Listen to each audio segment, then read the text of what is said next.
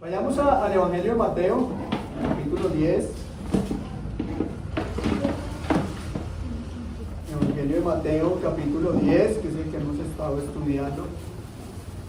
Y vamos a tomar la porción de hoy, que es versículo 21 al 23.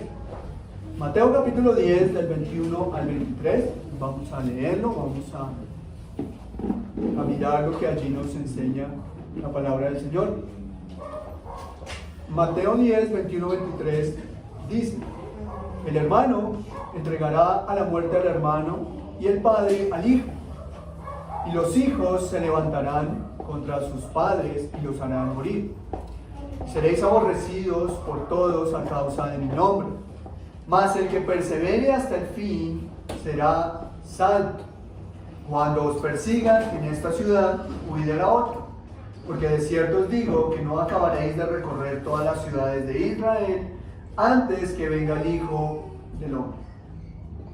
El sufrimiento es parte, ¿cierto?, de la vida, de lo que tenemos a diario, de lo que debemos enfrentar, de lo que debemos luchar, de lo que debemos ver. Sufrimos por una u otra razón. Sufrimos porque sí, sufrimos porque no. Sufrimos porque las circunstancias son difíciles, o sufrimos porque nosotros somos difíciles. Entonces, sea cual sea la razón, hay sufrimiento. Es duro, difícil ver que a veces se sufre no por solamente gente desconocida. A veces se sufre por quienes más amamos. Y no por sus vidas ajenas, sino porque nos hacen sufrir a nosotros. Estas son palabras muy duras de Jesús, pero es interesante porque están escritas y fácilmente podríamos haber saltado porque ya hemos hablado mucho de estos temas. Sin embargo, el Señor lo escribe, y si el Señor lo menciona, no lo pasa por alto y lo dice varias veces, creo que es importante considerar lo que está diciendo. Somos una sociedad muy carismática. ¿Sí? O sea, digamos, el carismatismo no solamente es la iglesia carismática. La palabra carismática no es una palabra evangélica o bíblica. Es decir, la palabra carismático no es una palabra solo para creyentes. Carismático tiene que ver con carisma, tiene que ver con una persona muy emocional, tiene que ver con una persona que es más emocional que racional en su diario vivir. Y el ser humano cada vez está más metido en sus emociones, en sus pasiones, en lo que su corazón dictamine, ¿cierto? En cómo me siento, en cómo no me siento, en cómo estoy, en cómo no estoy. Por eso muchas personas en esta época se están yendo del país. No sé si se han dado cuenta de la cantidad de personas que se están yendo del país. Bueno, comparada con la cantidad de personas que viven en Bogotá, pues es poca la gente que se está yendo del país. Pero es alta la estadística por el número de personas que están buscando cómo irse del país porque Gustavo Petro sea presidente. Entonces no hemos tenido elecciones y ya la gente se está yendo del país. Lo que no pensamos es cuál es el propósito de Dios detrás de todo esto. Y más allá de lo que los no creyentes tengan o no tengan, lo que nosotros debemos evaluar es los cristianos cómo vivimos y cómo nos comportamos. El incrédulo finalmente cómo va a vivir, pues como lo que él es. Pero el cristiano no vive por lo que él es o por lo que él piensa. El cristiano vive por lo que Cristo piensa y por lo que Cristo es y por lo que Dios dice. De manera que el sufrimiento es en nuestras vidas es inevitable en muchos aspectos. Pero si ustedes recuerdan, una de las capacitaciones que estuvimos estudiando en los martes, estudiamos sobre el sufrimiento, porque es importante prepararnos para el sufrimiento. Y a los niños hay que enseñarles cómo afrontar el sufrimiento, sin necesidad de tanta crueldad, maldad y frialdad. O sea, cuando ellos hacen una pregunta, ellos no preguntan como los adultos lo entendemos. O sea, los niños dicen: papá, ¿de dónde vienen los niños? Ellos no están pensando en qué hacen papá y mamá a puerta cerrada. Ellos no están pensando, eso no les interesa a ellos. Ellos están preguntando sobre su origen. Es la pregunta de dónde venimos. Cuando los seres humanos preguntamos de dónde venimos, nosotros no estamos pensando en cómo tener relaciones sexuales, ¿o sí? La filosofía lo que menos le importó es un método de coito correcto entre hombre y mujer, no. Ellos siempre preguntaron de dónde venimos, cuál es el origen del ser. Y es lo que los niños dicen, ¿de dónde venimos? Pues, ¿cuál es el origen del ser humano? ¿Cuál es el origen de la vida humana? ¿Cuál es el fin de la vida humana?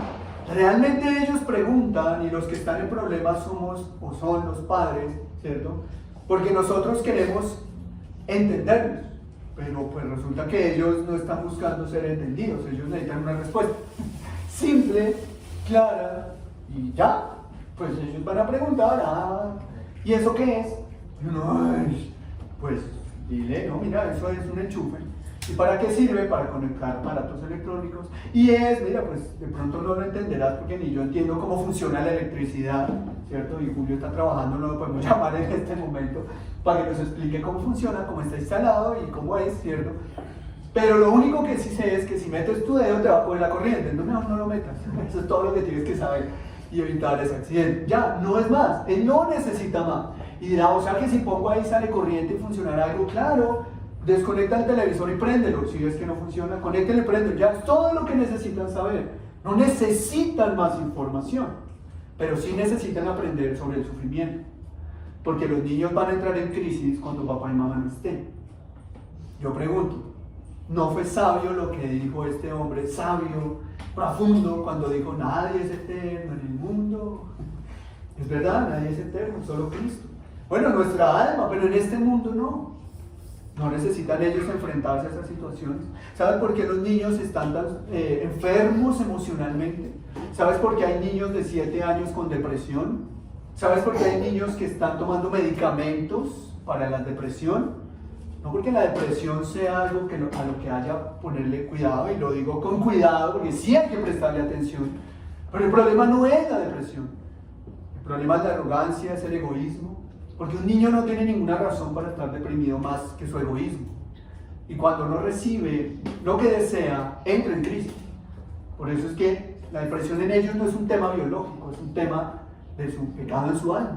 Y entre más les estemos centrando, pues más va a haber sufrimiento de la depresión. Y entre más desarrollo libre de su personalidad, más se van a deprimir.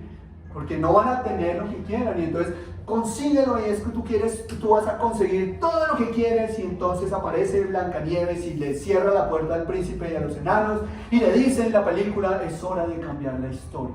Siempre el príncipe libera a la princesa, algo así es que dice la película de Blancanieves, que no fue tan nueva, pero es de los enanos. Y entonces la princesa dice, es hora de escribir otro final, y ella va y libera a todos. Y entonces el niño crece.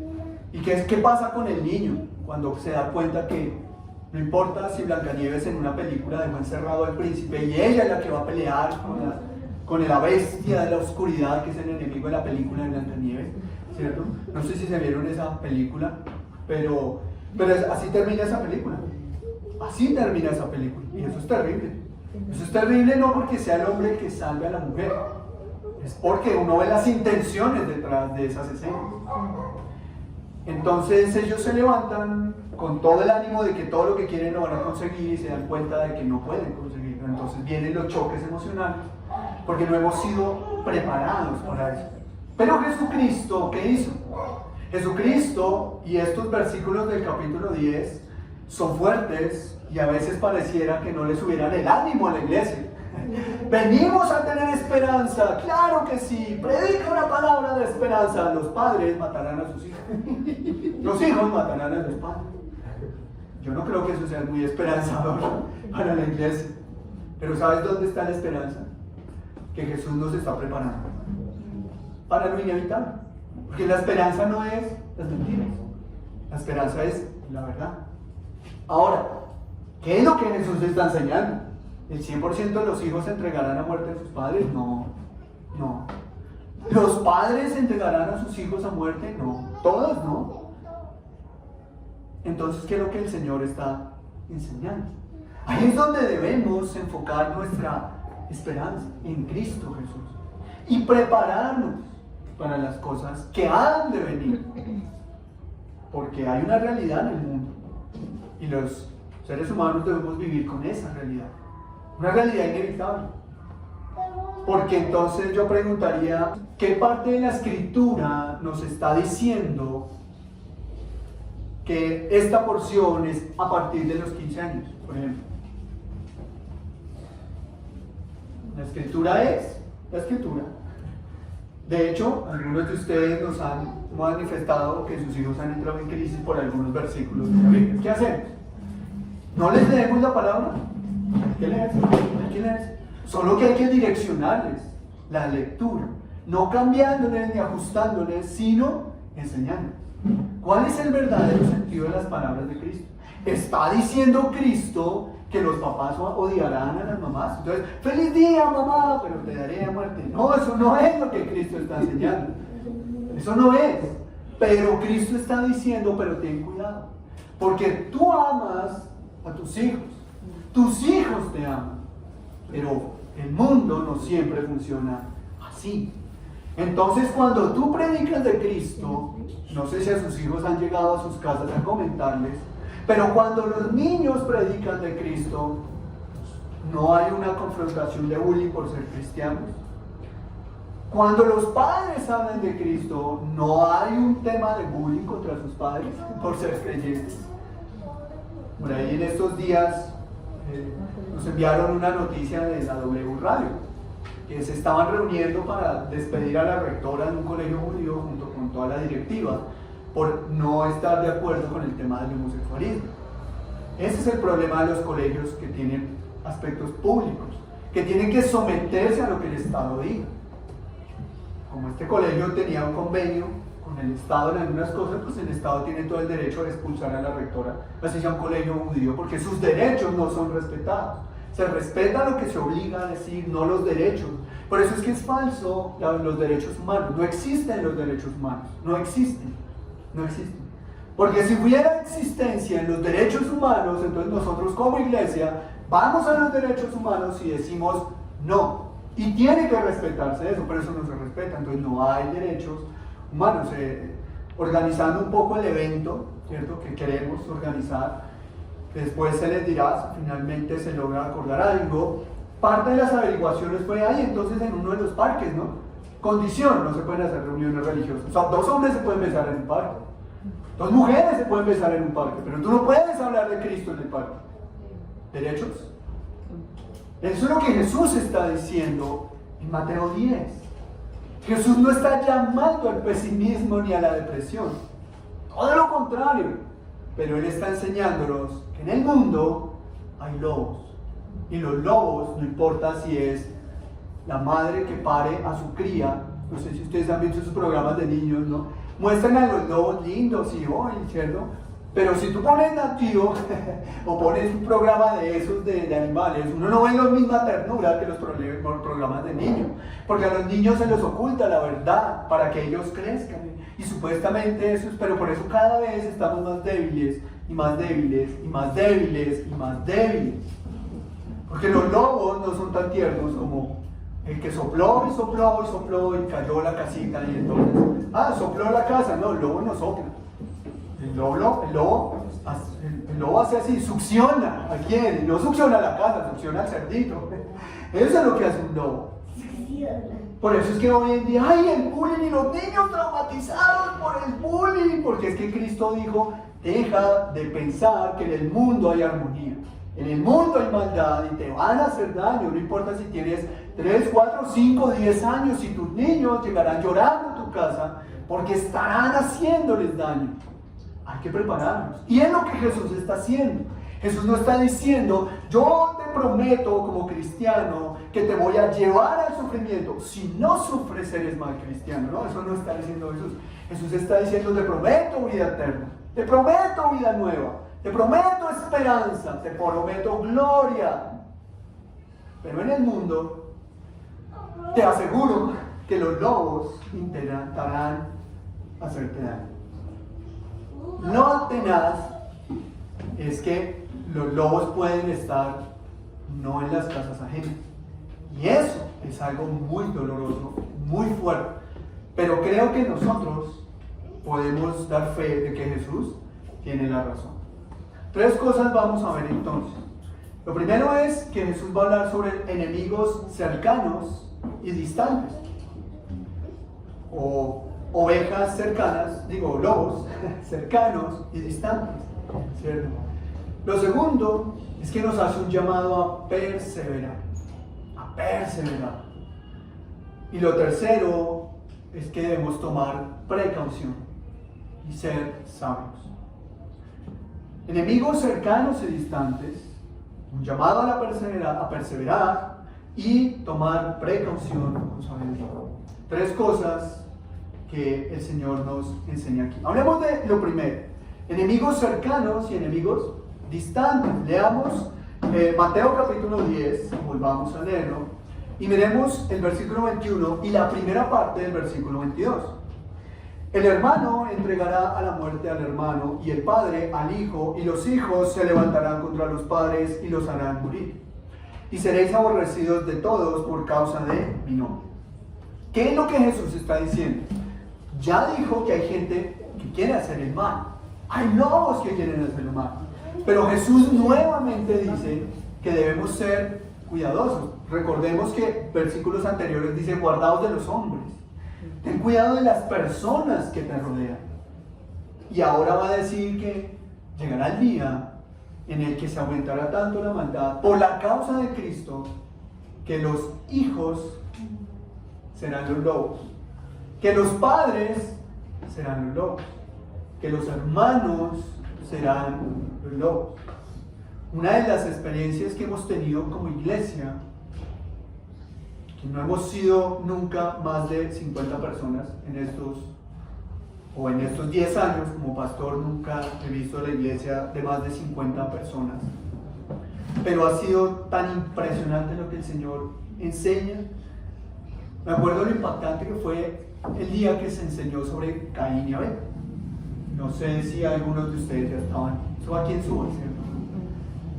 Eso fue hace mucho, ya fue como el mismo año que llegamos, creo a finales, 15 años, no me acuerdo bien. La iglesia se levantó contra nosotros porque le íbamos a enseñar a los niños sobre Caín y Abel. Pero ¿cómo le enseñas eso a un niño que Caín mató a Abel? Pues así, mira, 2 puntos. Oye, Caín mató a Abel. Ya, si es simple, se le enseña a un niño. Caín mató a Abel. Y eran hermanos. Por eso es tan bonito hablar que los hermanos, no importa la edad que tenga, ¿qué deben hacer? Se ayudan y comparten. Ayudarse, amarse, cuidarse, compartir.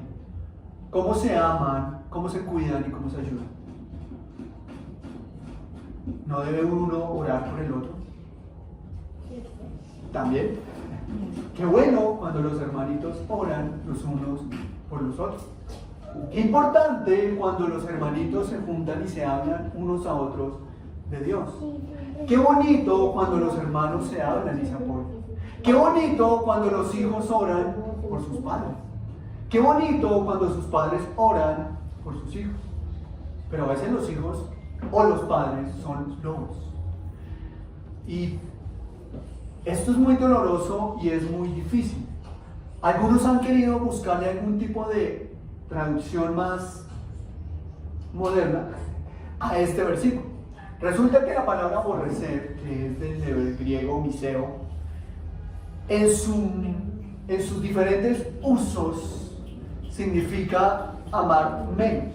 Entonces, aborrecer no siempre será odiar, sino amar menos. Y es verdad, esa palabra tiene ese significado, amar menos. Y ese es el correcto uso de la palabra aborrecer, cuando Jesús dice: el que no aborrece a padre y madre no será mi discípulo. Entonces, ¿cómo que aborrecer? Sí, es la misma palabra. Y esa palabra, como también significa amar menos, lo que Jesús está diciendo es que si tú no amas más a Dios que a tus padres, eso demuestra que tus padres son Dios. Así de sencillo. Amar menos. No es no amar, no es odiar, es amar menos. Y es la misma palabra.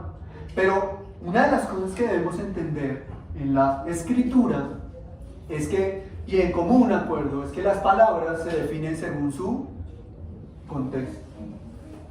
Yo estoy seguro, y voy a poner un ejemplo que espero no se rasguen sus vestiduras, pero si yo voy a un hospital, yo voy a una clínica y le digo al médico, oiga doctor, es que mire, la persona tiene gonorrea, el médico ¿qué va a pensar? Que tiene que ser atendido rápido, que está enfermo, pero en la calle ese sentido no va a ser el mismo. ¿Por qué? ¿No es la misma palabra? No es una enfermedad producto de una situación sexual, no digo desorden porque no necesariamente tiene que ser por una vía desordenada. No es una enfermedad, la gonorrea no es una enfermedad de transmisión sexual, no es una enfermedad que da, y no es difícil esa enfermedad, claro. Pero ¿qué es lo que le da el sentido a la palabra? Su contexto. Así es que esta palabra aborrecer, en ese contexto, primero, cuando Jesús dijo, el que no aborrece a padre y madre no es mi discípulo, no será digno de ser mi discípulo, el contexto nos permite entender que no es odiar a los padres, es amar más a Dios, o amar menos a los padres y más a Dios. Pero en este contexto, Jesús no está diciendo te amarán menos, porque si a ti te aman menos, no te quitan la vida. Entonces el contexto nos permite entender que habla de odio, odio, y eso es una palabra fuerte. Las ovejas, los lobos, bueno, los lobos aman a las ovejas porque es su cena, es su comida y su alimento, pero lo que pasa con el mundo es que hay odio, la gente odia la verdad, y hace 8 días lo hablamos, y por eso hoy en día nadie habla, y la gente dice, no, yo de temas religiosos no hablo, pero hablemos de la verdad, y verás que ahí sí va a hablar. ¿Qué es lo que va a decir? La verdad es relativa, pero es que la verdad, pues que quien tiene la verdad, y ahí sí habla. ¿Por qué? Porque la gente odia la verdad. ¿Y cuál es el problema de que la gente odie la verdad? Que Cristo dijo ser la verdad. Entonces, ¿a quién terminan odiando? A Jesucristo. A Jesucristo. ¿Y quién es entonces el culpable de la vida de las personas? Jesucristo. Los traumas que vive la humanidad es por culpa de Cristo. Y eso es un tema interesante. ¿Pero es algo nuevo? ¿De verdad a futuro debemos hablar de que los hijos harán eso? Porque aquí Jesús está hablando y dice, el hermano entregará a futuro. Y el padre y el hijo usando el mismo verbo a futuro. Pero realmente Jesús está diciendo a futuro los verbos porque nunca antes había sucedido. O les está diciendo directamente es que a ustedes les pasará eso. ¿Cierto? En ese momento de Mateo 10 no les va a pasar, pero a partir de ahí les va a pasar. Y quiero ir a la primera o al primer cumplimiento de estas palabras de Jesús, que es algo que todos conocemos. ¿Recuerdan? Génesis capítulo 4, versículo 8. Para no leer todo Génesis 4, porque ya conocemos la historia, pero Génesis 4, versículo 8 dice, dijo Caín a su hermano Abel, salgamos al campo. Y aconteció que estando ellos en el campo, Caín se levantó contra su hermano Abel y lo mató. Y cuando Dios le pregunta, ¿y dónde está tu hermano? ¿Qué dijo Caín? ¿Acaso debo estar pendiente de mi hermano? ¿Dónde viene la maldad? ¿En el futuro? ¿Los lobos aparecerán en el futuro? No, los lobos están desde el principio, después del pecado, porque en ese momento los lobos le daban besos a las ovejas.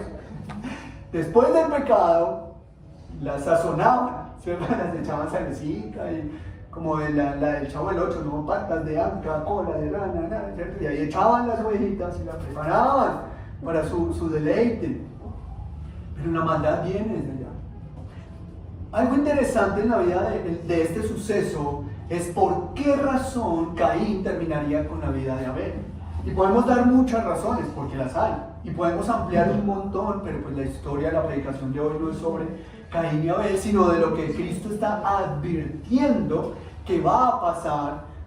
Y lo que la Escritura, digámoslo, sencillamente no lo habla acerca de, pues sencillamente digo, es más explícitamente, ya lo menciona, tiene que ver con dos pasajes de la Escritura que hablan aparte de este de Génesis. Y lo primero, Hebreos capítulo 11, dice que Caín fue despreciado por causa del sacrificio de Abel. Y dice Hebreos 11, 4, que el sacrificio de Abel fue más excelente. La gente, y es por eso que pasa lo que pasa, mis condolencias y mi sentido pésame a las personas que trabajan en docencia y que son jefes o líderes en algún proyecto empresarial, es que las personas quieren ser aprobadas por hacer lo malo. Caín hizo lo malo, Abel hizo lo bueno. ¿Y qué pasó con Caín? ¿Y por qué yo no soy premiado? Se enojó. Pero ¿cómo vas a ser premiado si estás haciendo lo malo? Desde ese momento. Ahora yo pregunto, ¿no es eso lo que está pasando, por ejemplo, en los colegios? Ay, profe, pero ¿usted por qué me puso 2? Profe, ¿por qué 0? Pues porque 0 veces lo vi. O sea, si lo vi 0 veces en el salón, ¿cómo quiere ganarse otra nota? Si no viene a clase, si no presenta tareas, si no presenta trabajos, si ni siquiera habla, si ni siquiera dice nada, pues ¿qué nota tiene? Pues la nota que reflejan sus trabajos y sus cosas. Inmediatamente, ¿qué sucede? ¿Quién está mal? El profesor o la profesora que hace bien su trabajo. Entonces, ¿qué pasó con Caín? ¿Quién estuvo mal? Dios. Según Caín, ¿quién estuvo mal? El profesor. ¿Y quién fue el que calificó este sacrificio? Dios. Dios estaba mal porque premió a su hermano Abel. ¿No es eso lo que pasa hoy en día? ¿Por qué no aman al cristianismo bíblico? Porque el cristianismo bíblico no aplaude ni pasa por inocente al que es culpable. Es así de sencillo. Nos abrazamos, nos servimos, oramos, nos alentamos, pero nunca aplaudimos que esté algo que no sea lo correcto. Pero tenemos compasión porque sabemos que ninguno puede tirar esa primera piedra. Por eso, en vez de tirar una piedra, nos abrazamos y oramos para que el Señor nos siga ayudando. Pero ¿quién es el que está mal? El que hace lo correcto. ¿Y quién es el que está bien? El que hace lo malo. ¿No es eso lo que Isaías dijo? A lo bueno no lo conocen, no, lo llaman mal.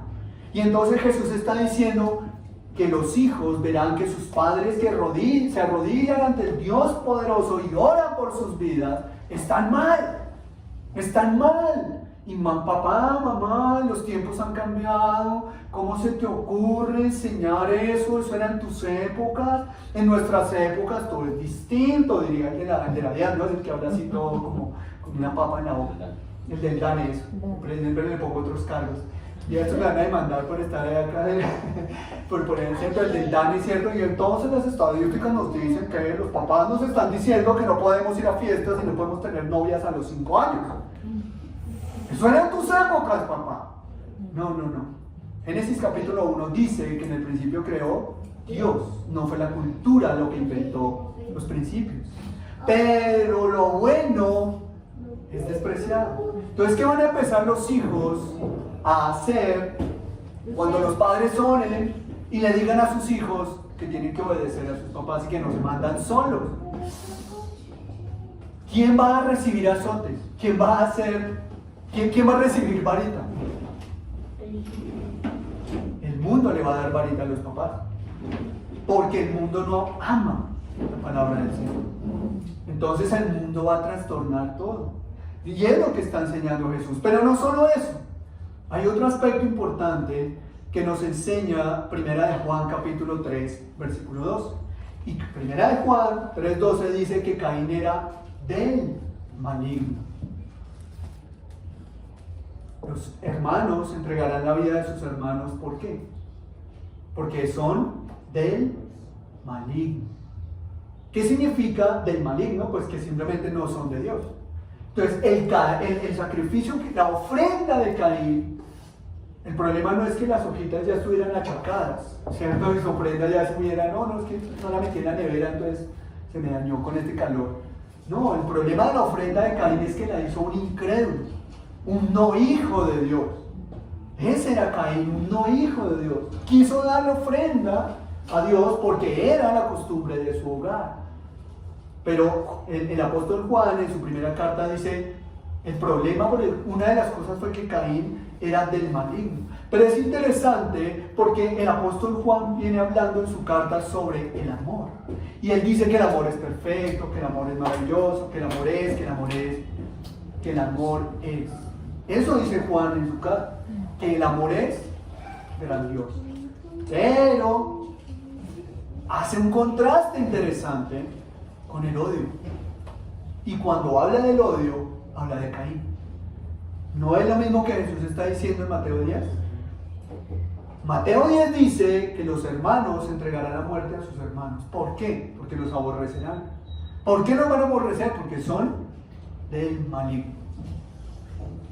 Y eso pasó hace mucho y no ha cambiado la historia. Juan, de una forma interesante, pregunta, ahí mismo en el capítulo 3, 1 de Juan 3, ¿por qué causa lo mató? ¿Cierto? La gente pregunta, ¿pero por qué fue? ¿Pero por qué fue? Juan dice, ¿por qué causa lo mató? Y él mismo responde, porque sus obras eran malas. Y las de su hermano, justas. ¿No es eso lo que está diciendo Jesús? ¿No pasó eso desde el principio de los tiempos? Entonces lo que Jesús está enseñando acá no es que el cristianismo es depresión, el cristianismo es... o sea, ¿para qué ser cristiano? No, pues yo me vuelvo cristiano para que me acaben mis propios familiares. Eso es lo que Jesús no está diciendo. Jesús está advirtiendo lo que sucederá si te haces cristiano, un cristiano bíblico. Yo no sé cuántas de ustedes, mamitas, ya tienen problemas por no ir a un desayuno que les van a celebrar en su domingo por venir a la iglesia. Pero esa es una cosa que los persiguen a veces en la familia. Ay, pero cuidado, es el día de la madre, queremos honrarla y un desayuno y usted prefiere ir a la iglesia. Eso es una cosa, no sé si pase, ¿no? Como dicen, cualquier coincidencia con la realidad. ¿Qué? ¿Cómo es que dicen? Cualquier parecido con la conciencia se lo lleva a la corriente. Eso, cualquier parecido con la realidad es pura coincidencia. Cualquier parecido con la realidad es pura coincidencia. Entonces los hijos, ¿qué hacen? No, honremos a nuestras madres. Y entonces, ¿qué hacemos? Mamá, y empiezan a manipular la palabra del Señor por honrar. Y los hijos, bien desagradecidos, decimos, ¿qué hace el Señor? ¿Qué hace el Es el corazón de la madre. Y a pesar de que una madre haga eso, ¿sabes qué puede hacer? El tema es que, contrastándolo, y hablo de madres, no hablándolo mal, contrastando el amor, hay algo interesante, y es que la palabra más profunda, la raíz más profunda del término misericordia en el hebreo es útero. ¿Qué significa eso? Que lo que Dios, que la misericordia de Dios, si hay algo a lo que se parece, es al corazón de una madre. Y eso no lo estoy diciendo yo, eso lo está diciendo en el Antiguo Testamento, porque la palabra misericordia en hebreo, su raíz es útero. Por eso es que las madres son así. Por eso es que una madre es así. Y por eso es que el hombre del padre no es así.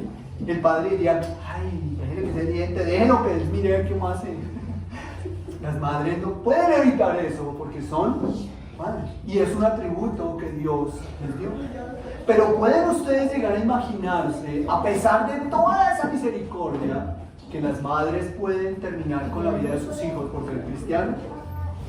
¿Cabría eso en la mente de una persona? Sí, en la de Jesús. Porque ahí dice, las madres entregarán a los padres, incluyendo papá y mamá, entregarán a muerte a sus hijos. Tenaz. ¿Por qué causa? Por la causa de Cristo. ¿Cuántas veces los hijos no han despreciado a sus padres porque los padres aman a Cristo? ¿No es eso lo que nos enseña el Señor? Es lo que nos enseña la palabra. Y por eso es interesante el contraste de Primera de Juan capítulo 3, porque él habla del amor. Pero cuando va a hablar del contraste de su antagonista, que es el odio, está hablando de una situación familiar. No está hablando ni siquiera de Satanás, está hablando de una situación familiar. Caín acabó con la vida de su hermano Abel. ¿Por qué? Porque Abel hizo lo que a Dios le agrada y Caín no. Esa fue la razón. No hay más razones. Porque hay maldad en el mundo. Por la misma razón. ¿Por qué hay tantas situaciones tenaces y difíciles? Por la misma razón. No hay otra razón. ¿No dijo eso Santiago? En la carta de la epístola de Santiago dice: ¿de dónde vienen las guerras si no es de vuestros propios deseos? Así es que Jesús no está explicando aquí que ser cristiano es sinónimo de sufrir, padecer y asesinato y muerte.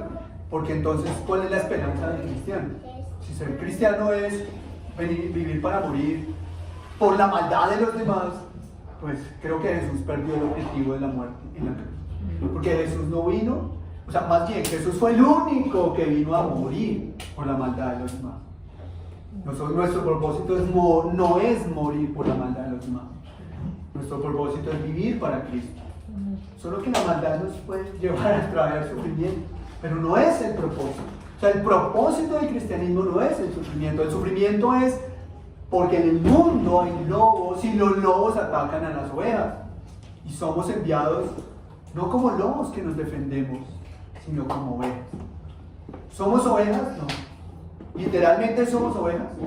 No, por eso Jesús dice, deben comportarse como ovejas. Porque de lo contrario, a veces hasta los lobos nos tienen miedo. Entonces el llamado no es a que el lobo nos tenga miedo, sino a ser ovejas, aun cuando tengamos más fuerza que los lobos. Y eso es interesante. Entonces lo que Jesús está enseñando es eso. Ahora, hoy en día, nuestra mayor crisis cuando leemos estos versículos no es porque la Biblia hay que actualizarla y es que ya está de moda y es que es cruel, la Biblia es muy cruel. No, el problema es la cultura. A nosotros culturalmente nos han enseñado que lo más importante es la familia. Ves películas y ¿qué es lo más importante? La familia. Y sí, la familia es lo más importante. La pregunta es, ¿qué es la familia? ¿Qué es la familia? La gente dice, es que la sangre llama. La sangre llama. La sangre de Abel llamó, pero no llamó a la familia. Llamó al juez que actuara de intermediario. Porque la sangre no es la que llama. Lo que llama es la sangre de Cristo. De Cristo. Y sí, la familia es más importante, pero no somos nosotros hijos del mismo Padre. No somos nosotros hijos del mismo Padre, nuestro Señor, Padre de Jesucristo. No somos nosotros familia. No eres tu familia de Abraham, porque según Gálatas, nosotros somos hijos de Abraham espiritualmente. Eso dice Gálatas. No somos nosotros familia de los predicadores que vemos en YouTube. No somos nosotros familia de aquel cristiano que hace burradas en redes sociales. No es nuestro hermano, nuestra hermana, no es nuestra familia. Es que el domingo es para estar en familia, por eso nos congregamos, para estar en familia. Porque lo que Cristo está diciendo es que aún la misma familia de sangre, de consanguinidad, que es una de las mínimos usos del término familia en la Escritura, mínimos usos, no es que no lo sean, y no es que no haya responsabilidades, claro que lo hay muchos capítulos hablando sobre papá, mamá e hijos, hay muchos, entonces de ninguna manera lo niega, pero no es lo único que la palabra de Dios llama familia. Somos más familia de Moisés que muchas veces de nuestros hermanos de sangre. Eso es la familia. Entonces la familia se extiende, va mucho más allá. Y por eso el apóstol en Romanos dice, soportados unos a otros.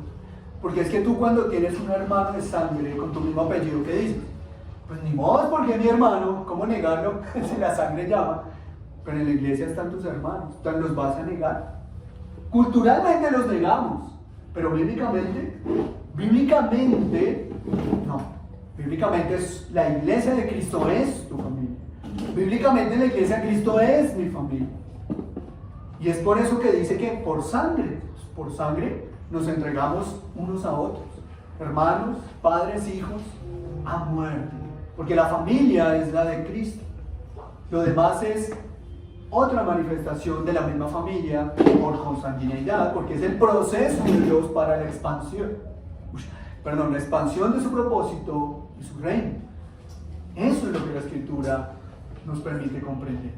Así es que lo que Jesús está advirtiendo es que la misma gente que tú crees que no te hará daño, que es de sangre y que más te duele, te puede llegar a entregar y quitarte la vida. Pero ¿qué más nos enseña la Escritura?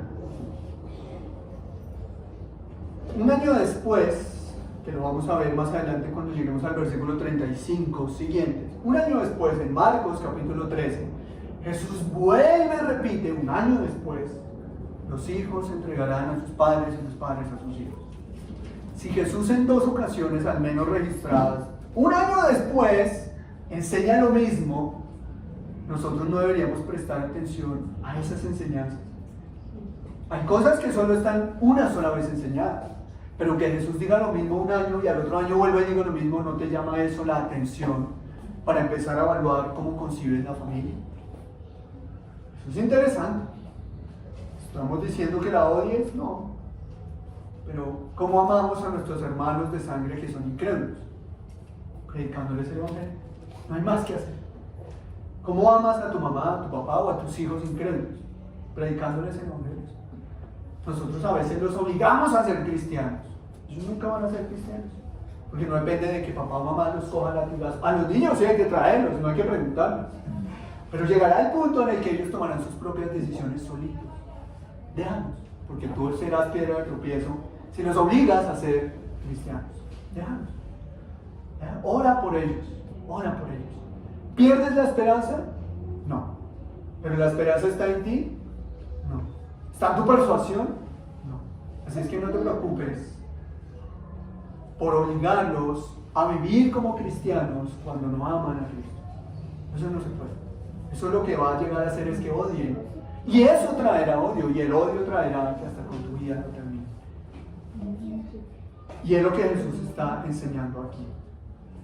Pero hay un aspecto interesante que termina el versículo 22 diciendo, y es lo segundo, la perseverancia, perseverar. El versículo 22 termina diciendo, mas el que persevere hasta el fin, este será salvo. ¿Está hablando del pecado? Esto es un versículo, y este tipo de versículos han sido tan usados, tan mal para decirle a la gente, si ves que puedes perder la salvación. No puedes perder la salvación, porque tú no pierdes, lo que primero no está en tus manos, lo segundo, no depende de ti, por tanto, nunca lo perderás. Pero entonces dicen, pero es que mira lo que está diciendo, que el que si no perseveras, ¿cierto? No serás salvo, dice aquí, porque el que persevere hasta el fin, ese será salvo. Pero ¿qué es lo que Jesús está enseñando aquí? Jesús está enseñando algo que podemos entender más literalmente en este versículo, y es el que permanece fiel ante Cristo en medio de la crisis y la persecución entrará a la gloria del Señor. Eso es lo que está diciendo allí. El que permanece fiel ante Cristo en medio de la crisis y la persecución entrará en la gloria del Señor. ¿Qué pasa con el que no persevera? No entrará en la gloria del Señor. ¿Hay conflicto en eso? No. Si tú no perseveras, no entrarás en la gloria del Señor. Eso, ahí no hay discusión. El problema es cuando preguntamos quién es el que persevera y quién es el que se cansa de perseverar. Esa es la pregunta clave. El tema no es si el que persevera se salva, el que no se condena, pues eso lo está diciendo Jesús. O sea, ahí no hay discusión. Y entrar a discutir en eso nos haría necios de la palabra, porque no permite muchas... O sea, no es difícil de entender. La clave está en, bueno, listo, si yo no persevero, no seré salvo. Eso es cierto, porque aquí lo dice. La pregunta es, ¿y cómo persevero? ¿Cómo persevero? Esa es la pregunta clave.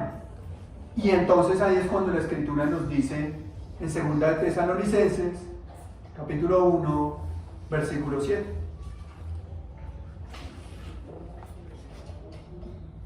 Segunda Tesalonicenses 1:7 dice, y a vosotros que sois atribulados, daros reposo con nosotros, cuando se manifieste el Señor Jesús desde el cielo, con los ángeles de su poder. ¿Qué es lo que nos está enseñando Tesalonicenses? Hay dos cosas que nos está enseñando. Primero, que el sufrimiento será cuando estés en la presencia del Señor. Ahí se terminará el sufrimiento. Ahí. O hasta cuando Cristo venga. Así es que si Cristo viene en 30 años, pues serán 30 años propensos a ser atribulados. Eso es lo que está diciendo. Pero lo otro es que el reposo será dado junto con ¿quién? Con los apóstoles. ¿Fueron los apóstoles los que perseveraron por sí mismos? No. Porque el apóstol Pablo en 2 de Timoteo, capítulo 2, versículo 13, dice que si nosotros le somos infieles a Dios, es decir, si yo no permanezco siendo fiel a Dios, eso dice 2 de Timoteo 2:13, Él permanece fiel. Pregunta, ¿por qué nosotros podemos perseverar? Porque Él es fiel, no porque nosotros seamos fieles. Porque no lo somos. De pronto unos más que otros, pero no somos fieles en todo. Así es que Jesús está diciendo que depende de ti la salvación. No. Jesús está diciendo, más el que persevere hasta el fin, ese será salvo. O sea, cuando seas perseguido, si llegas a perseverar, serás salvo. ¿Un cristiano perseverará? Sí, y un rotundo sí. ¿Por qué? Porque versículos anteriores dicen, no os preocupéis por lo que habéis de decir, porque no eres tú el que habla, sino el Espíritu de mi Padre. Así es que ¿quién persevera fiel? El verdadero creyente. Los que no son cristianos de verdad, no van a perseverar, se van a cansar y van a huir. Porque entonces sucederá lo que le pasó al apóstol Pedro: Satanás me pidió para zarandearte. Y los que de verdad son, cuando la rama sea zarandeada para botar a todo el fruto, los que de verdad son. Lo que no, pues no. Como cernir la arena. Cuando tú echas la arena para cernirla, para separar la arena de las piedras, cuando coges el colador, ¿cierto? Para sacar las natas de la leche, gracias al Señor por los coladores que nos evita comer esas natas de las leches. Cuando tú vas a hacerlo, se separa lo que no es. Bueno, aunque alguna persona dirá, pero es que la nata es leche. Estamos hablando más generalmente, más prácticamente, ¿cierto? Yo sí, la nata es leche, pero no es lo que debería estar en ese pocillo. Es un intruso en ese pocillo. Hay que sacarlo del pocillo, pero hay que comprar una coladera. Si no tienes, te avisas y la próxima yo voy a visitar, llevo mi colada. Pero las natas hay que sacarlas del pocillo. Bueno, a la gente que le encanta. Pero esos filtran, por eso se llaman filtros. El agua tiene un filtro porque saca lo que no es, lo que no debería estar aquí. Lo mismo cuando dice, viene la tribulación y hay un sacudón, ¿y quiénes son los que perseveran? ¿Y por qué? Porque somos, no porque somos capaces, porque somos poderosos, porque es que como el apóstol Pablo no hay dos. No, y gracias al Señor no hay dos. Pero el Espíritu Santo tampoco hay dos, hay uno. Y Dios no hay dos, hay uno. Y Él, según el apóstol Pablo, permanecerá fiel aunque nosotros no seamos fieles al Señor. Pero el llamado es ¿a qué? A perseverar. ¿A perseverar en qué? ¿A perseverar en el sufrimiento? ¿A perseverar a buscar el sufrimiento? ¿Sabes qué? Persevera. No te dejes llevar cuando a ti te cojas la gente que te ama y te diga, uy, ¿saben qué? Es que yo le voy a ahorcar y lo voy a... No sufras. Bueno, eso genera sufrimiento, pero no dejes que eso te llegue a cambiar de opinión. No dejes que eso, o sea, que tu esposo esté fallando, no dejes que eso que te hace daño te domine. Sé una mujer sabia, ve a Cristo y habla a tu esposo. No dejes que tu esposa, cuando te haga daño, eso te domine. Porque nosotros invertimos más palabras en decir, pero es que aquí dice que debes respetar y someterte a tu marido. Es como una gotera que cae en un valle. Eres como, y somos tan bíblicos. ¿Cierto? Y entonces decimos, pero es que miren, la Biblia dice. Pues sí, la Biblia dice muchas cosas. ¿Y tú qué? Pues no, que no sea eso, sino más bien que sea ¿qué? Mira, ¿eres cantaletosa? Así no lo pone nada. Sí, es verdad. Bueno, en el caso que aplique. Pero Cristo llamó al esposo a presentar a su esposa sin arruga y sin mancha. Y los esposos le compramos cremas para las arrugas a las esposas, pero su alma la dejamos arrugadita. ¿Qué dice la Escritura? ¿No es eso lo que dice Efesios? La esposa tiene arruga, entonces nosotros cogemos un cigarrillo y le quemamos para que le quede entonces una verruga y en una cigarrilla. Eso hacemos en el alma de nuestras esposas. Y eso hace la esposa en el alma de su esposo. Y es por eso que a veces los hijos sufren esas cosas. ¿Qué es lo que el Señor nos llama? Persevera, persevera, persevera. No perseveres para buscar el sufrimiento, ni perseveres en la maldad, ni perseveremos en el orgullo cristiano, porque a veces nosotros los cristianos somos muy arrogantes. Cuando conocemos, yo nunca he entendido por qué razón, aparte de que es pecado, por qué razón un cristiano conoce la verdad de la palabra de Dios, conoce la sana doctrina, y lo primero que se eleva no es su piedad, sino su arrogancia. Entonces, hasta el punto de que una persona una vez se paró en una reunión de asociación de pastores y dijo: es que todos ustedes son unos herejes. Y entonces se paró una persona y dijo: llevo 60 años como pastor, aguantando hambre, asesinaron a mis hijos, asesinaron a mi esposa, me casé por segunda vez, asesinaron a mis hijos por predicar el evangelio, y usted dice que no es nadie, que lleva un año leyendo la Biblia, que yo no soy digno de ser pastor, y que mi precio que he pagado durante 60 años con una familia que han asesinado por la predicación del evangelio, y dice que estoy yo mal y usted bien. Ahí sí, silencio en la corte. Y esta persona, ¿por qué dijo eso? Porque leyó un libro de Miguel Núñez sobre la predicación expositiva y dijo: soy súper maduro. No tienes idea de lo que significa ser un cristiano y estar predicando la palabra. No tienes idea. Qué interesante. Entonces yo nunca he entendido por qué uno conoce la sana doctrina y se vuelve tan arrogante. Tú empiezas a despreciar. Es que llego a esa iglesia y no, es que la palabra dice que debemos analizar y evaluar. Entonces yo quiero saber si eres un pastor bíblico. ¿Tú quién rayos eres para evaluar si el pastor que está hablando es bíblico o no? No, pues es que yo sé. ¿Según quién? Según el libro de predicación expositiva de Jesús de Michelén. Según las charlas de entendiendo los tiempos de cómo saber una iglesia bíblica. Según eso ya te crees maduro o madura. ¿Por qué no sacan la palabra de Dios como le dimos a una familia y me muestras quién fue Sétura? Por ejemplo, si eres tan conocedor, hablemos de la escritura. A ver, define que yo soy un falso predicador. ¿Quién fue Sétura? No, es que yo el Antiguo Testamento casi no lo leo. Ah, muy bien. Muy bien. ¿Cuántos pozos abrió Jacob y se los dejó a sus hijos? Ay, pero somos amantes de Juan capítulo 4 y no entiendes cuando la mujer samaritana dijo: es que fueron los pozos que nuestro padre nos dio. Y no entiendes eso por no leer el Antiguo Testamento, y entonces vienes a decir que eso es una iglesia falsa. ¿Quién eres tú para decir que eso es una iglesia falsa sin la palabra de Dios? Por lo que dice Paul Washer. Ah, es que Paul Washer dijo. Sí, él dice muchas cosas, y si te conociera te sacaría golpes de la iglesia, porque él es así, y a él lo han echado de todas las iglesias por predicar la verdad. No ha venido a la nuestra a decirle al pastor de esta iglesia cómo es, empezando por ahí, porque seguramente se va a parar y decir: ¿y usted, pastor? Es lo primero que va a hacer. Pues antes de atacar a la gente, ataca sus cabezas. ¿Está equivocado? No.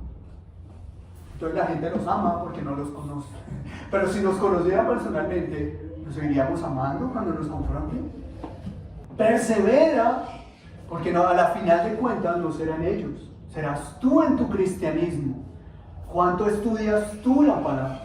¿Cuánto lees la palabra?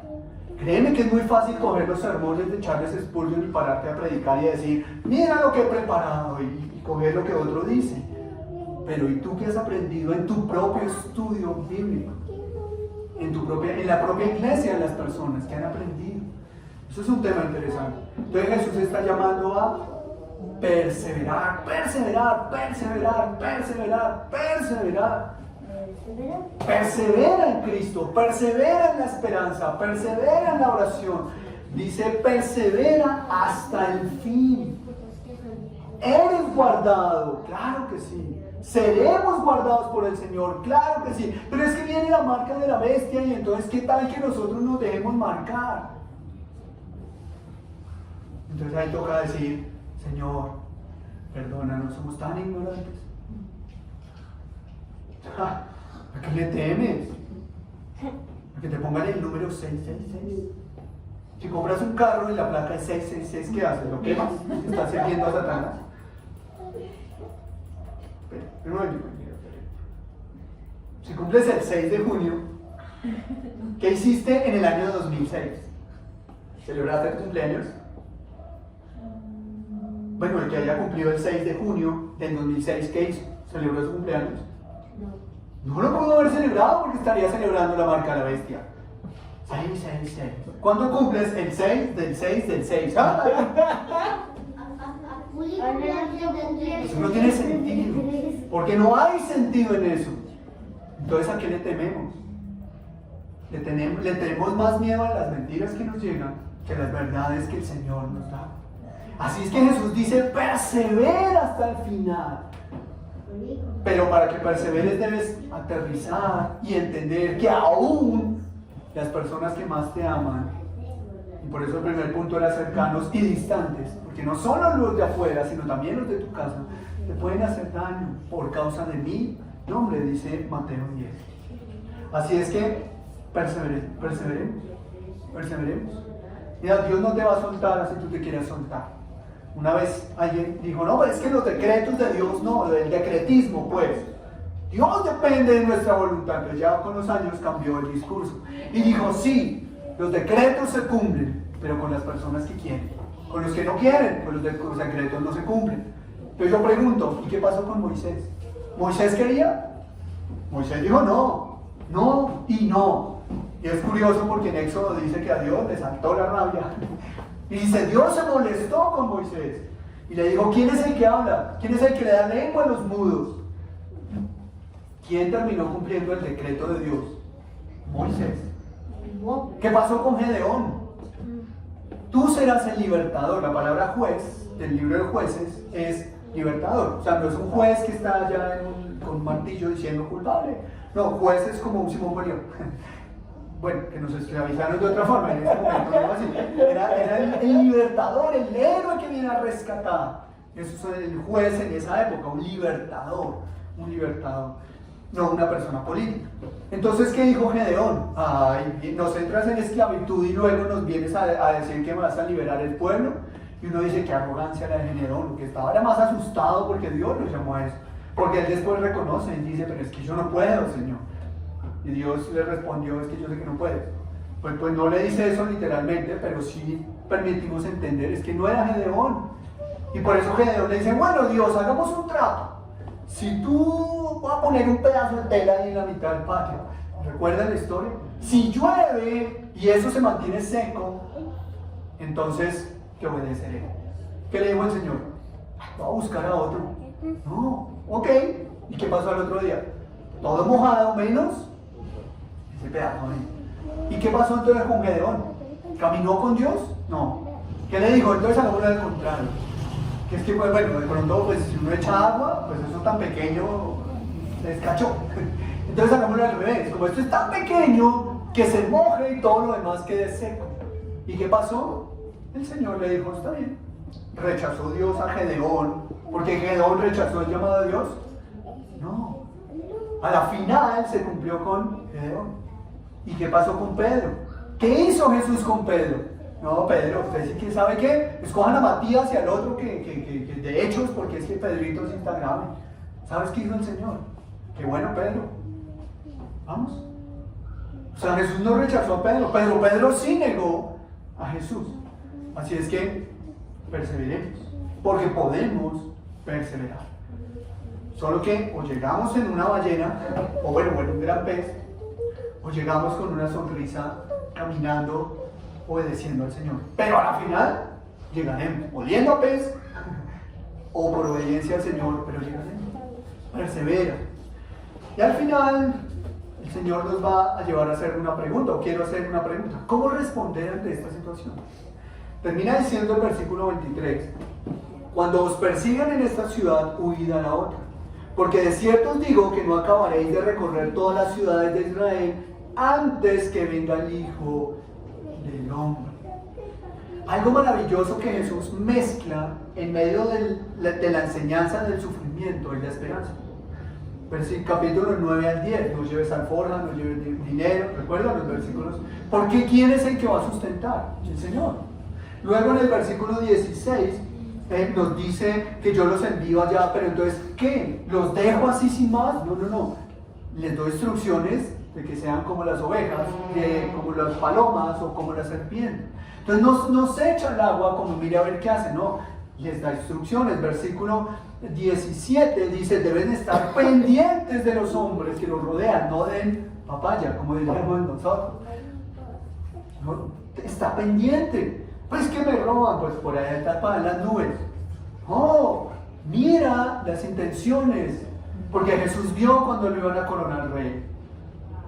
Dice el versículo 19 que nos guardemos entonces de los hombres. Y ahora el versículo 23 dice que si tú estás en una ciudad y te están persiguiendo, ¿qué debes hacer? Las misiones se caracterizan a veces más por las emociones que por la verdad de la palabra. Pero yo cómo voy a huir, porque es que hay que padecer por la causa del evangelio. Entonces, ¿quién es el que está equivocado? ¿El misionero que dice eso o Jesús? Yo creo que el misionero. No creo que Jesús se haya equivocado en decir esto. Dios no está buscando héroes, porque los mártires son héroes cuando mueren como héroes. ¿Recuerdas la película de Corazón Valiente? ¿Cómo murió él? Glorificando a Dios. ¿Qué gritó? Libertad. Y por causa de él nunca dijo por Cristo. Él gritó libertad. En cambio, la pasión de Cristo, ¿qué tuvo que decir? No era libertad como por Escocia, era Cristo. Pues estoy concluyendo yo de las dos películas de él, no estoy diciendo si él no haya visto así. Solo que su imagen en el Corazón Valiente, por librar a los escoceses, el grito fue libertad. Y él fue el que inspiró al resto, pero en la pasión de Cristo, él tuvo que ser y gritar Cristo. Él, consumado es. No los cristianos, Cristo, consumado es. Hasta aquí fue. Se cumplió todo lo que tenía que cumplirse. Así es que Dios no nos está llamando para ser héroes. Si tú estás predicando el evangelio y empiezan todos a coger piedras, pues no es bueno que preguntes por cuál obra te apedrean, porque a ti sí te van a apedrear, y a mí también, porque encontrarán razones. Simplemente, ¿qué dice la Escritura? Mira, si tú predicas y predicas y predicas y siguen persiguiéndote, callándote y no quieren escuchar, ¿qué debes hacer? No, es que hay que tener compasión y misericordia. Hay que seguir predicando. Y los que tienen hambre y sed de justicia están esperando quien les predique. Nosotros como héroes muriendo en vano. ¿Qué dijo Cristo? Huye. Mira, si no te quieren oír, vete a otra ciudad a donde te oigan. Ahora, ¿es falta de compasión? La compasión es algo que tenemos. O sea, tú puedes tener falta de compasión y estar predicando, ¿o no? Tú puedes ser una persona sin compasión y hablar de Jesús todos los días. La compasión no tiene nada que ver con eso. La compasión es un tema de actitud que tengo hacia los demás. Pero lo que Jesús está diciendo es lo mismo que pasó en Juan capítulo 7 versículo 1. Después de estas cosas, lo leímos en el devocional de esta semana, andaba Jesús en Galilea, pues no quería andar en Judea. ¿Por qué? Pues porque los judíos procuraban matarle, entonces lo agarraban, lo mataban y se frustraba el plan de Dios. Pues bueno, no se frustraría, pero Jesús actuó con sabiduría, prudencia, sencillo como una paloma. ¿Me van a cazar aquí con la cauchera? Pues yo simplemente me doy la vuelta, abro mis alas y usando el ejemplo literal de la paloma, ¿no? Ya, Jesús no se quedó en Judea, él no era un héroe, pero era Dios. Y él no se quedó insistiendo en Judea, y que falta de misericordia la suya, ¿no? Apenas lleva ahí hablando un mes y lo quieren matar y todo, y ya se cansó. No me cansé, en obediencia al Señor imito a Cristo. Entonces, hay lugares en donde no estamos llamados a ser héroes. Voy a leer dos ejemplos, solo lo voy a leer. Hechos capítulo 13, versículo 46. Entonces Pablo y Bernabé, hablando de nuevo, dijeron: a vosotros a la verdad era necesario que se os hablase primero la palabra de Dios, mas puesto que la desecháis y no os juzgáis digno de la vida eterna, he aquí nos volvemos a los gentiles, y dice el versículo 51. Entonces, sacudiendo contra ellos el polvo de los pies, llegaron a Iconio. Los apóstoles aprendieron. Ustedes no quieren oír, listo, ¿sabes qué? Sacudimos los pies y no No fuimos. Ay, pero es que ¿cómo oirán si no hay quien les predique? Lo dice Romanos, sí. Y luego dice, se les predicó y no quisieron oír. Hay gente que tiene hambre y sed de justicia, así es que ve y predica. Y el otro ejemplo, Hechos capítulo 16, cuando estaban en la iglesia de Filipo, después de que les dieron duro y los encarcelaron y todo, versículos 39 y 40 de Hechos 16.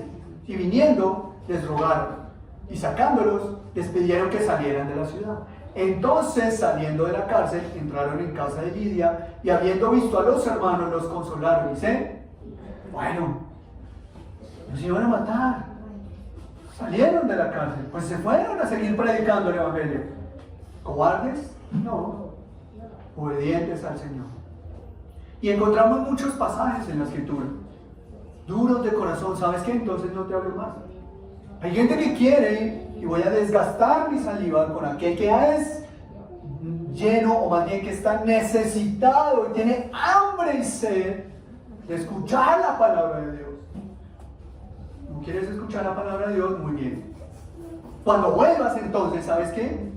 Te recibiré, ¿cierto? No se trata de, no, yo le dije y usted no quiso, pues ya no. No. Siempre estará abierta la puerta para la predicación del evangelio. Pero no vamos a mendigar el evangelio, porque Jesucristo no estuvo en un semáforo, con un sombrerito y con ropa rota diciendo, ¿me recibes? No. Es Rey y Señor. Y Él vino con compasión y misericordia, pero no a buscar héroes, sino para que a través de los cristianos el reino de los cielos se expanda. ¿Ya? Entonces, no caigamos en ese grave error, ni de ser sin compasión, ni de menospreciar el evangelio. Mira, si alguien no quiere oír y ya llevan mucho tiempo hablándole, ya, ora. Se presentó la oportunidad, háblale. Pero si tú vas a seguir con eso, vas a generar odio contra ti y contra Dios, porque tú no convences a nadie, es Dios. Entonces mejor oremos y ya. O sea, oremos no para terminar, sino digo, mejor ora por esa persona. Oremos, bueno, oremos, ahí terminamos. Ahora, lo único que quiero aclarar cuando dice aquí que, porque de cierto digo que no acabaréis de recorrer todas las ciudades de Israel antes que venga el Hijo del Hombre, no está hablando de los 144,000. ¿Por qué lo aclaro? Porque hay algunos predicadores, por su teología dispensacional, que dicen que aquí habla de escatología para los 144,000. Porque acordémonos que la escatología dispensacional dice que al final de los tiempos la iglesia será arrebatada durante 7 años, y en esos 7 años 144,000 judíos predicarán. Por nuestra teología, yo no creo eso. Yo creo que el Señor viene y viene una sola vez ya, por su iglesia. Seremos levantados, nos encontraremos con Él, y dice la Escritura, y vendrá a gobernar. Eso dice Tesalonicenses, nunca habla de 7 años. Daniel habló de eso, Jeremías habló de 7 años, Daniel lo entendió como 70. Porque lo que dijo a Jeremías, Daniel lo reinterpretó de otra manera. Él hablaba ya de 70 semanas.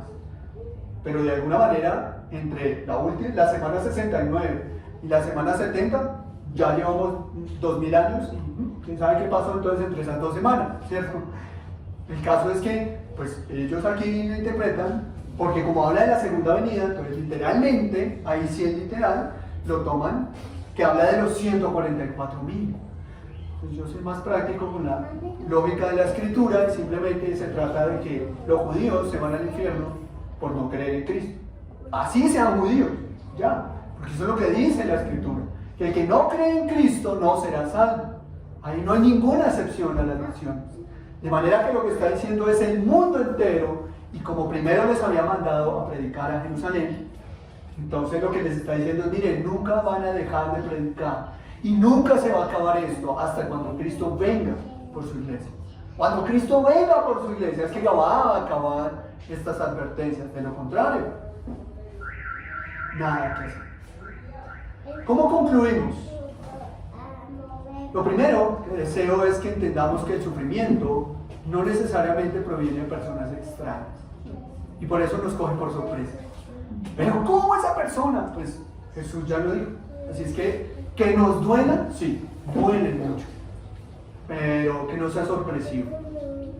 No estamos preparados lo suficiente para recibir dolor, pero sí estamos preparados para la sorpresa.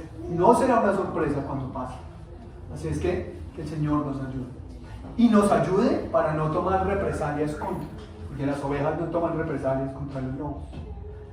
Entonces lo primero es entender que no es siempre el sufrimiento es por extraños y desconocidos, a veces es por quienes amamos. En segundo lugar, buscar el sufrimiento no significa ser fiel a Dios. Y eso es algo que le pasa al cristiano.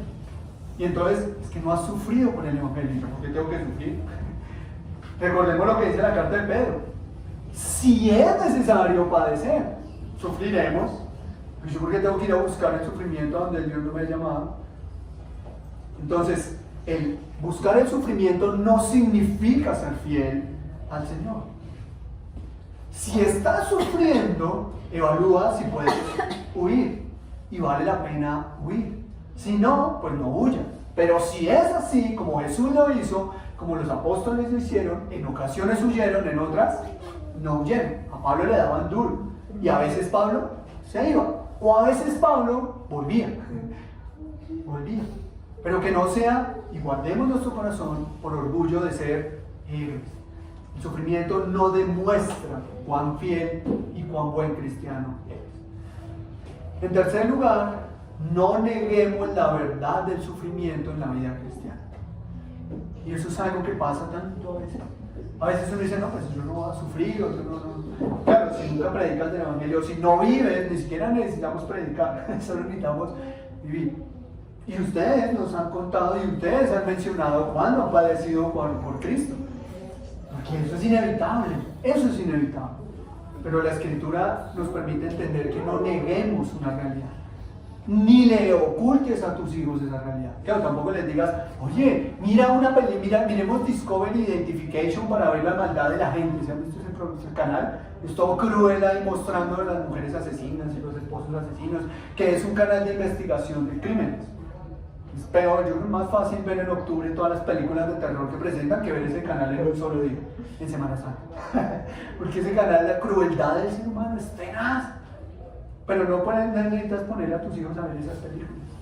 Simplemente es advertirles y decirles, mira, hijo, oremos, que Dios guarde tu corazón.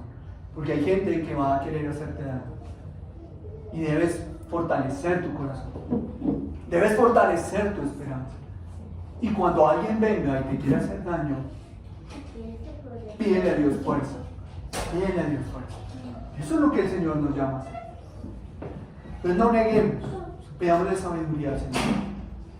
Pero recordemos siempre, y esto quiero decirlo porque a veces se va la balanza al otro lado, no negar el sufrimiento, pero recordemos siempre que el sufrimiento no es el plan de Cristo, sino es la advertencia por causa de Cristo. El sufrimiento no es el plan de Cristo, es una advertencia por causa de Cristo. O sea, Cristo no dijo, mi propósito es que sufres. No, Él dijo, por mi causa sufrirás, que es distinto, es distinto.